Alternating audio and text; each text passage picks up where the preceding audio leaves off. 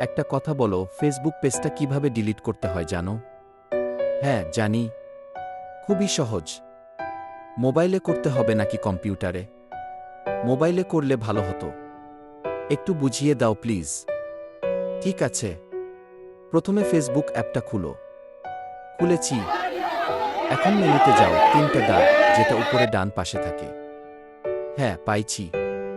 এখন কি পেজেস কিয়ে যাও। যেই পেজটা ডিলিট করতে চাও সেটাতে ক্লিক করো। ঠিক আছে, ঢুকছি। উপরে একটা গিয়ার আইকন আছে, সেটাতে ট্যাপ করো, ওটাই সেটিংস কি।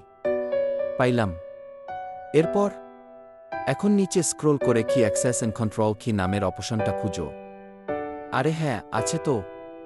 ক্লিক করলাম। এখন কি ডিঅ্যাক্টিভেশন অ্যান্ড ডিলিশন কিয়ে যাও। ঠিক আছে।